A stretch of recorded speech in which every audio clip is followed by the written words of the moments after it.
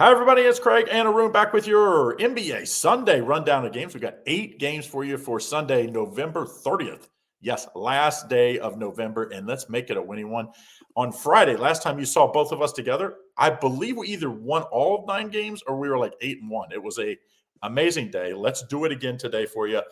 For those that like the parlay, that was a heck of a round robin parlay if you did it. So hopefully some of you out there did. Okay, don't forget, if you want to get in our top plays, a couple different ways to do so. First and foremost, we still have the football pass. $99 gets you docsports.com/Craig Arun. Only way to get that gets both of our football plays. Now, tomorrow, IC doesn't have anything tomorrow. I have 3 plays left in NFL, but here's the deal. If you purchase on Sunday or Monday, not only do you get this week's plays, so you get the 3 left from me, which is and my top play of the week, 7 unit in the NFL, you get all next week as well. That's all the way through championship week. So it's a heck of a deal. Make sure you get in on that. If you want to get on, IC is going to have a big play in the NBA. You can get the 15% off. Use this. Now, this will not work on that $99 deal because it's already discounted 50%, but you can use this for his NBA top play. A day pass is $30. So if you use the 15% off, just $25.50. And then don't forget about our premium plus level. This is premium levels here at YouTube. This is an extra benefit. So what this is all the plays that doesn't make our official card. So like if we give 3 plays, premium plays out to our customers, and I see like 5, then he'll give you those other extra plays in that level. Same with me. You'll actually get one of my premium plays every day. Just level 3 gets you all of them. So make sure you get in on it. All right, IC, let's go. NBA Sunday action. We're going to have the first game for us. Then the early game, Houston at Utah. Houston's favored by 11.5, total 235.5. Utah has been good at home, 8-2 against the spread at home. Can they beat Houston, which has been red hot? It's an interesting game for a couple of reasons. One, these two teams haven't met this year, so I'm really excited to see what happens. Last time they met, it was ugly. Houston won 143-105. I will tell you that Houston is 12-4 out of the gates. Utah 6-12. Houston coming off nice wins against Golden State and Phoenix, back-to-back big games here. Keep in mind that they had to do some work late, right? Outscoring them 30-24. They only shot 28% from three-point land that game, but they still managed to win. Houston also needs an offensive bust out as well. 104 last game, Phoenix 114. They're playing 2, and if you include Denver too, they played 3 really good defenses of late. Utah comes into this game coming off a monster win against Sacramento, 128-119. That was a big game. Utah's actually been a pretty good cover, Craig. They haven't lost 3 in a row pretty much all year, cover-wise. And this was a team that was up. I mean, it took Sacramento 46-38 in the fourth quarter just to only lose by 9. So Utah was, played pretty phenomenal in that game. But this is a huge line, right? I think the first thing that I thought was, let me take a look at the over. But even that, 235 is a pretty decent number. I just don't trust the Jazz coming off of a win, right? The Jazz haven't had back-to-back cover wins since the beginning of the month, November 10th and 11th against Minnesota and Indiana. I like the fact that Houston comes into this contest. They didn't play particularly well in that game against Golden State. They were down pretty big, right? They were down by 12 at the half before having to make a comeback. I think they come out here very focused, and I'm going to take the Rockets here minus 11.5. Don't forget to like and subscribe and turn on notifications so you don't miss out on all the great content we have here at Doc Sports. Craig, my Atlanta Hawks are +1. By the way, I got a lot of flack for taking the Orlando Magic on the road against Philadelphia. None of those people have come back to say I was right. They're like, I see you're crazy. You're taking Philadelphia. It's so obvious. That's why they're favored by 2.5. This is on Friday. This is on Friday or Thursday, whenever they played. And now, like crickets, like nobody comes back. It's like, please come back and be like, you know what? I do all the time. Like, hey, dude, I think you were right. But so you have an Atlanta team here that's won 5 in a row now against Philadelphia. Atlanta just beat Cleveland 130-123, which I said on our video. I said I think Atlanta's going to beat them, and they did. And they were a 6.5-point dog coming in. A lot of money came in on Cleveland, and that was wrong money.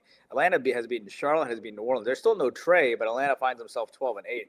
I'm telling you, at some point they're going to move Trey out. And Porzingis is also out in this game too, so keep that in mind. But as far as Philadelphia is concerned, you have injury status there. Drummond is day-to-day. Embiid is, of course, still out. Oubre is still out too. Philly comes into this game coming off beating the Nets here, 115-103. They shot the ball pretty well, 49% from the field that game. I thought the Nets were actually going to be much better in that game, but they really didn't. They missed the cover in that contest. But what do you think here? You think Atlanta is going to be able to, first meeting between these two teams, Atlanta comes off a nice win, Philadelphia off of a nice win. Atlanta's only a +1 dog. What do you like here? The odds makers are telling you all you need to know in this one. Atlanta's for real without Trae Young. That's the key. No Trae Young. This week plays way better defense. I mean, like way better defense. They also move the ball. Like they're not just standing around waiting on Trae Young, pick and roll Trae Young. Not saying he's not a great player. It just hasn't worked in Atlanta, let's be honest. And now you get against a Philly team that's got 2 wins in their last 5, and one was against Brooklyn, right? So it wasn't like they've been playing great basketball. They started, 3-1, I think, or 4-1? Since then, they've really not played well. I think you take Atlanta. They're telling you who's live here. Believe it. Atlanta Hawks +1. I think they went outright. Next game, Thunder continue to roll. 19-1, best start ever, I think, in the NBA, right? 19-1 start, and they've said out loud that they're going for the record of the Warriors. And you got to respect a young team that's not afraid to put that out there. They face Portland today. Portland was the one loss, FYI. Thunder favored by 12.5, total 232. What do you like? Well, they just played them November 23rd, like 6 days ago, and that contest went under the 233. And Oklahoma City, they're trying to do something special. And if you're a coach and you got to motivate your team and you're coming off a championship, you got to tell them, look, now we're going to try to do – that's great, you won a championship, but can you be the greatest of all time, like the greatest team of all time? And he's gotten into their ears, and I think it's worked, obviously. I mean, this team is built, and you give Presti a lot of credit, man. I mean, they just have so much depth. Holmgren and Dort and Williams and Gilgeous-Alexander and Wallace and Caruso and Joe and Williams. I mean, these guys had, 9 guys in the box score last game, which is pretty phenomenal. And if you look at their injury status too, you'll see that Oklahoma still has Hardenstein, Wiggins out, right? Portland, has Holiday and Henderson still out, obviously. Portland comes into this game coming off a 102-115 loss against San Antonio in a game they really needed to win for the NBA Cup. They were actually ahead in the NBA Cup division standings for losing that game. The reality has sort of hit this team now too. They're 8-11 now, and it was a contest where they just kind of faded away in the fourth quarter, and they didn't shoot particularly well on 25%. I think what happens here, Craig, is I like the over in this game. Last time the game went under the posted total. I think Portland will show up a little bit more as an active dog here. I like the fact that Oklahoma City continues to roll along nicely. Portland only put up 102 points last game. The last time these two teams met, Portland only put up 95 points. I think Portland shows up and pushes this game over the posted total. Greg, the Toronto Raptors find themselves as a 7.5-point dog here against the New York Knicks. The public is on Toronto to a tune of 60%. These two teams have not met this year. New York has won the last 8 times they played. Toronto off of a bad loss to Charlotte, 111-118. New York coming off nice wins against Milwaukee and Charlotte and Brooklyn. Starting to pick up the pace a little bit here. Injury-wise, you have Barrett that's still out, obviously. And you have New York injury-wise. You have... Let me check here. Yeah, you have Shamet and Anunoby that are still out. Who do you like here? Well, you don't think Toronto was looking ahead to this game yesterday? I mean, it was obviously Toronto, one of the top teams in the East, but they know the Knicks are going to be one of the teams to beat in the East. They're not dumb, and they're like, hey, let's start looking ahead. Oh, you can't do that in the NBA. I don't care who you're playing, especially on the road.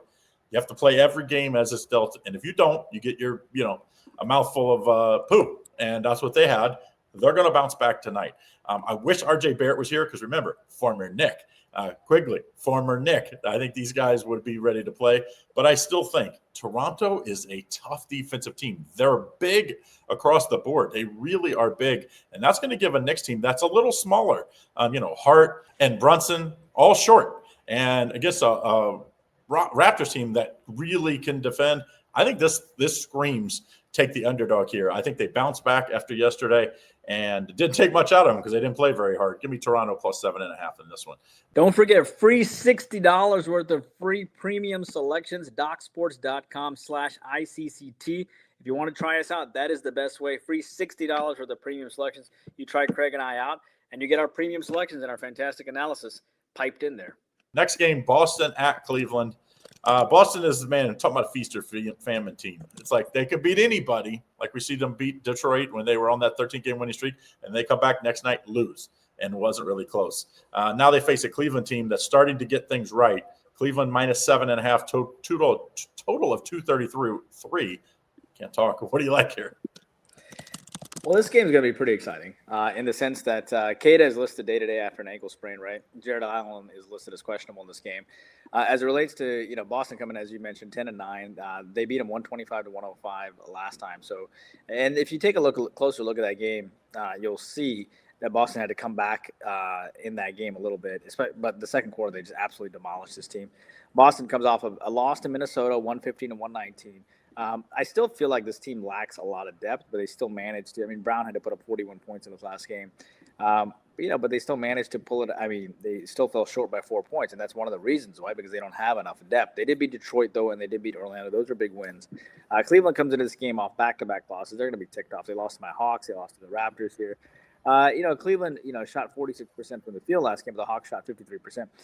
I don't like the fact that Boston is off of a loss, but I got to tell you, with the fact that Boston, even though Boston comes off a loss, the fact that Cleveland comes off back-to-back losses, and the fact that Cleveland has revenge, it does kind of make sense to back the Cavs here, right? I don't think the Cavs have lost 3 in a row all year. Let me double-check here. They haven't.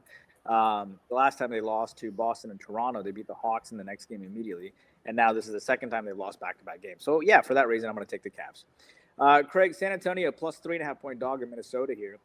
Keep in mind that these two teams have not played this year. Spurs are 13-5, right? Coming off a big win against Denver on the road, 139 and 136. They also beat Portland as well. Spurs have not lost 3 in a row all year either, by the way. Minnesota comes off a nice win against Boston, 119 to 115. Who do you like? Yeah, I think one of the better wins of the year, it was the Spurs win at Denver last time out. That was on Friday night, the NBA Cup. That was a young Spurs team that was out 2 best defenders without Wemby and without Castle. That was a huge win. And I think that's why you're getting so much respect in this number here. But I just don't like them tonight. I think there's a huge letdown. Anytime a young team, you get a big win, you're all excited. Oh, you're high-fiving, and then all of a sudden, wham, you hit the next time team hits you in the mouth because they know you're a good team. Give me Minnesota minus 3.5. This is a Minnesota team that I think is one of those teams. They can beat anybody. On any given night, they can embarrass teams because they can play defense, and they are big across. They can go really big. And then there's nights where they don't shoot the ball well from the outside. That's their one. The Spurs clinched the NBA. They call it the House of Death Cup. That was impressive because they had to beat Denver to do it. Yeah, that was on the road and an altitude with limited team. But I like the Minnesota here. I think they're partying a little bit, San Antonio, and that catches up to them in this one, minus 3.5, Minnesota. There's a guy named Ant-Man waiting on them, and I think Ant-Man has a big day today. Next game, Memphis at the Kings, and can you believe Memphis is favored on this one? That tells you how bad Sacramento's been playing. That Memphis, minus Ja Morant, with all the distractions they have, 8-12 in the year, though, so they are better than the Kings record-wise. Memphis favored by 3.5, total 233. Tough one here. What do you like? Well, I've been kind of high on Memphis lately. The problem is that Memphis already beat him 137-96 back on November 20th, 9 days ago. I wish they hadn't met, to be honest with you. And I was pretty high on Memphis minus 3 when they met last time, too. And so keep in mind that Memphis comes into this game beating the Clippers, beating the Pelicans, beating the Mavs, and beating the Kings. They've won 4 out of their last 5, and they continue to show that they will be just fine without Ja. Now, the question is, who's going to take Ja with his off-the-court problems and stuff?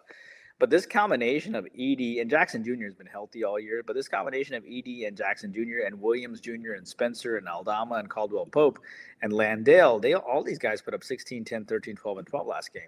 So they played pretty phenomenal. And again, injury-wise, you go back and, Jerome and Moran are still out. And for this team, Brandon Clark is still out too, and so is Pippen Jr. The Kings, on the other hand, still have Schroeder, who's listed as day-to-day, and Sabonis. When you take a look at their last game, they've lost back-to-back games coming in. That game against Utah, Schroeder did not play. Westbrook still had 16 points, but he also went 6 for 16 from the field.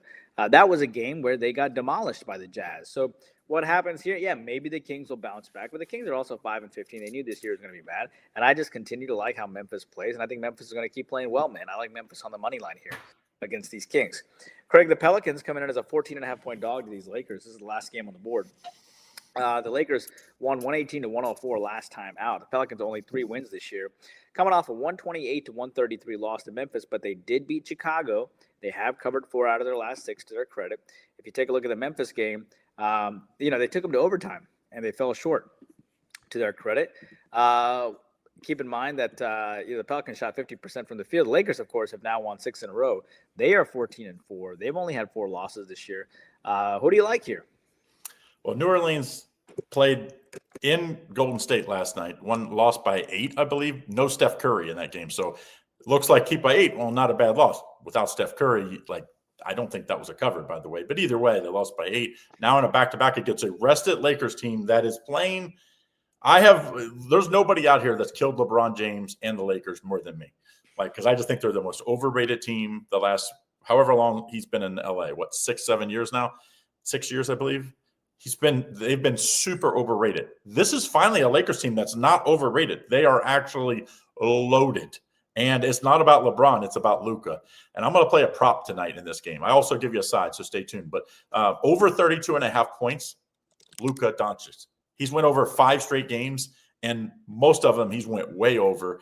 He's been getting 25 in the first half. And against a team that's playing in a back-to-back and having to travel, New Orleans that is, I just think that's a thing. Now, I also like the under a little bit in this game, under 234. I think New Orleans, as much as they'd like to run up and down, you run up and down with this Lakers team, you're going to get murdered. Murdered. Lakers are the best running gun team in the league right now because they have 3 players that are playing lights out. LeBron is the third of those. Of course, Luka and Austin Reeves. I think you play the under in this game, but the stronger of the plays for sure, Luka Doncic over the 32.5 point prop tonight. It'll probably go up, so make sure you jump on this. Now, don't forget, IC is going to have a big play in the NBA tonight. How can you get on it? Very simple. Use the 15% off promo code STUFFING15, $30 into the grid over at the members area. That $30 becomes $25.50 with this code. Now, if you want in on our football plays, I've got a 7-unit play myself here let me get to it. I have a 7-unit play in the NFL, 2-for-1 football pass right here, DocSports.com/Craig Arun. You get all 3 plays for me in the NFL today, plus all of me and IC's plays all the way through next Monday. So you get 8 days of plays. So make sure you get on that football pass. It's usually $99 each.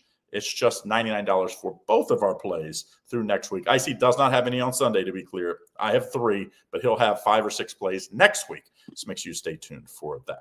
All right, guys, don't forget about the Premium Plus products as well. The Premium products as well. Premium Plus gets you all 3 levels right here, $49.99, $19.99, $4.99. Those are the 3 levels. Click the link to buy. All right, IC, thanks for joining me again. Thanks for everybody. Don't forget, hit that thumbs up and put in the comments what you like.